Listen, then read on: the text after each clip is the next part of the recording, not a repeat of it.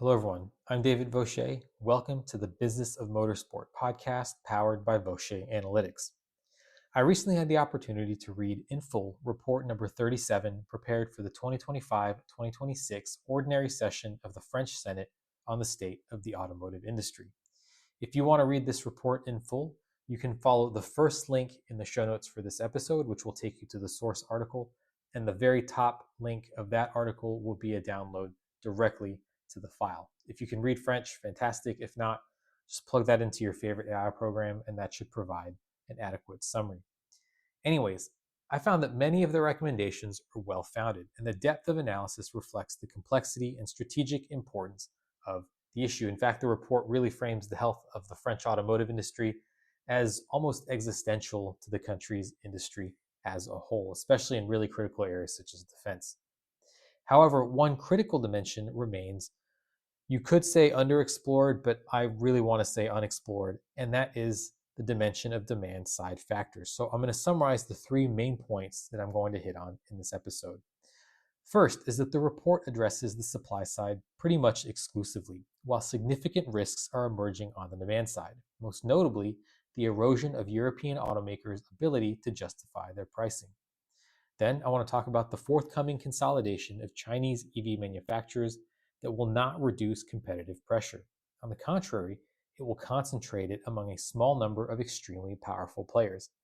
And finally, I'm going to talk about the need for a clear strategy to rebuild desirability and meaning around European vehicles, because without such a strategy, industrial gains risk resulting in more efficient production, sure, but of products that have become interchangeable and with nowhere to go. So let's start by talking about this report presenting a supply side response to a problem that absolutely has a demand side. There are 18 recommendations in the report. I'll give you two examples of them. One is a forced technology transfer from China to Europe in exchange for market access. So this is basically a reversal of what's been happening over the last couple of decades. And a standard assessment for the health of used batteries. Now, the health of used batteries is a common hesitation that people bring up when they talk about used EVs, and this is going to be really important to avoid EVs becoming truly like cell phones. So you have a cell phone, you change it, and then it becomes e-waste down the line. But this is a clear example of a supply side proposal because you're trying to improve the health of supply rather than increasing demand. And this is a common theme amongst the remaining recommendations. Again, what stands out really is the absence of a meaningful treatment of demand.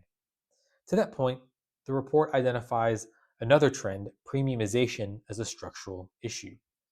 For the authors, traditional European makers of historically accessible cars such as Volkswagen started to make bigger, more luxurious cars to chase larger margins. In order to offset the higher associated costs of production, factories were moved elsewhere in Europe where labor costs were lower. Now, this is a valid train of thought. However, premiumization is distinct from price differences or premiums driven by cost structure imbalances between brands.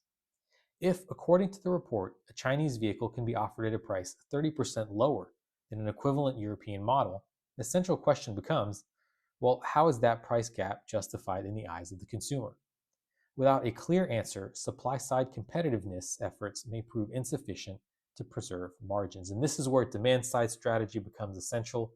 And this is where I'm going to bring in a theme that you are very much used to by now on this podcast because it is right there in the title. So let's talk about motorsport, heritage, and value capture. Motorsport and the heritage it has built for French automakers remains one of the most powerful levers available. France really is a motorsport country, and it's one of the birthplaces of modern motorsport as we know it today. And on top of that, French brands have had a tremendous success when they've participated in motorsport. However, despite this really incredible historical heritage, brands such as Alpine and Peugeot, with active participation in top-level competition today, are not fully translating these investments into demand for their road cars. There is a clear gap between participation and value capture. And to be clear, I'm not saying that either of these brands are not selling cars or not even doing quite well with some of their cars. What I'm saying is that given the fact they participate in motorsport, they could be leveraging these efforts even further to sell even more cars.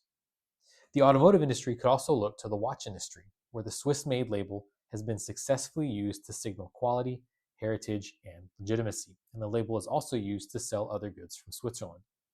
France itself has extensive experience with protected origin labels across multiple industries. Champagne is the most famous one. If sparkling wine is made in the Champagne area, it's champagne. If not, it is sparkling wine. So they have a lot of experience with this, and such an approach, even at the European level with a made in Europe designation for European cars, could complement existing policies or proposed policies rather around local content. And this is another area that the report puts forth. They'd like to see a minimum amount of regional content in EVs coming out of Europe and cars generally. So, with such a signaling system in place, in a geopolitical context that is becoming increasingly polarized, it is plausible that consumers could be encouraged to view the purchase of a French or European vehicle as something more than a purely consumer choice. Now, this would, of course, not replace product competitiveness. It's not a stand in for terrible cars, in theory. I want to say in theory, but it could materially influence willingness to pay. So let's now talk about that and talk about evolving consumer preferences, especially in China, because at the same time, consumer preferences are shifting. Many buyers in China prioritize in-car technology, user interface, and connected features to the point that the value of the vehicle is increasingly concentrated in its interior. But while interior features continue to evolve, styling, and this is my opinion, but never a strong point of Chinese vehicles, has made strides, sure, but it is still, to me, far from distinctive. There are currently no Chinese designed automotive icons, and for several popular models, the influences of iconic European models are obvious. Now, this contrast highlights a potential European strength. France, among other countries, has a rich catalog of automotive icons, and recent successes suggest that design remains a powerful differentiator. The Peugeot 208, Alpine A110, and more recently, the Renault 5 in the EV space demonstrate that bold, identity-driven design can resonate strongly with consumers. In other words, the French touch is real, and it should be treated as a strategic asset, one to be reinforced and extended, not neglected, and certainly not diluted. So let's switch gears now from consumers to manufacturers and talk about the coming consolidation of Chinese EV players. Another critical demand side dimension to consider is the structure of the Chinese EV market, and I'm going to get to that demand side by first talking about the suppliers. With over 100 manufacturers engaged in intense price competition, the current environment is acting as a powerful mechanism for rapid iteration and convergence towards consumer expectations, again, in China. However, this phase will not last. Over time, the market is expected to consolidate around a far smaller number of large, highly competitive players. These companies will emerge from a Darwinian process with deep understanding of their domestic market, strong technological capabilities, and significant economies of scale.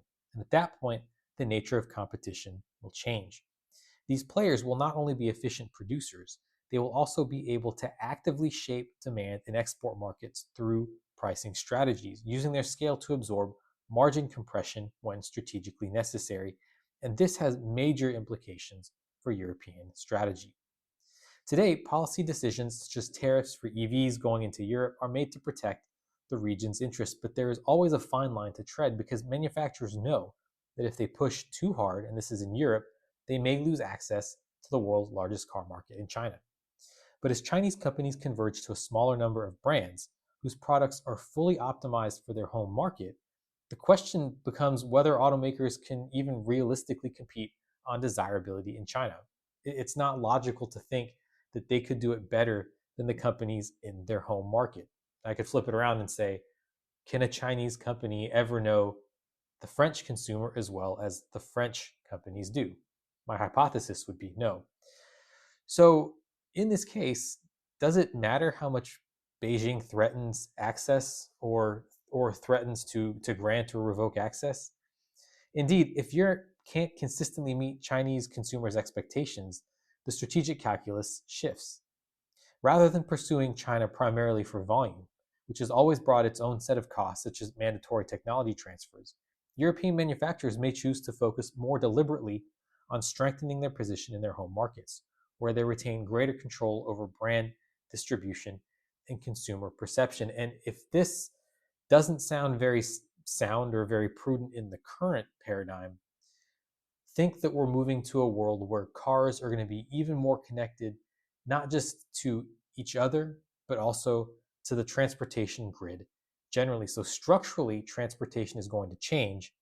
And I think that is going to have a very key repercussion on how companies decide to pursue the markets in which they're selling their cars.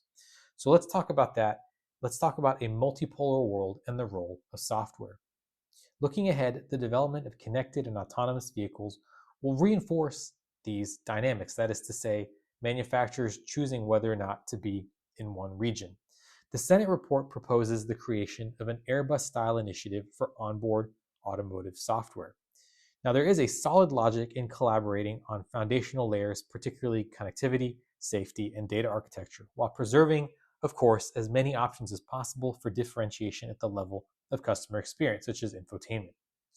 As the global system evolves towards a multipolar structure, different technological standards are likely to emerge across regions, and exporting manufacturers will need to adapt, much as they already do with safety regulations. However, unlike safety standards, the frameworks governing connected and autonomous systems are still being defined, and this creates an opportunity. If France and its European partners can establish a software and hardware infrastructure perceived as more robust, secure, and technologically advanced than other options, they can set the benchmark and subsequently shape demand for European vehicles along a new axis. One based not only on compliance, but also on trust and technological credibility. In this scenario, Europe would no longer be reacting to China's decisions, it would be actively shaping market direction. So let's close this out by saying that the supply side measures outlined in the Senate report are necessary, but they do not fully address the mechanisms through which demand and ultimately pricing power is sustained. In a market where performance and cost advantages are converging, the ability to justify a premium, not simply to premiumize, becomes the central challenge. Without addressing this, the risk is clear. A more efficient European automotive industry, and of course, a more efficient French automotive industry, producing vehicles that consumers no longer perceive as meaningfully different. Efficiency alone will not be enough. French and other European automakers must also sustain desire. That is it for today's episode of the Business of Motorsport podcast powered by Vaucher Analytics. I really do hope you enjoyed the episode, and as always, I want to thank you so much for choosing to spend your time with me here on the show. Hopefully, you enjoyed this.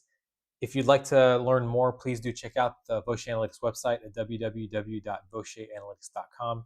In the meantime, I hope you have a great rest of your week, and I really look forward to speaking with you on the next episode of the Business of Motorsport.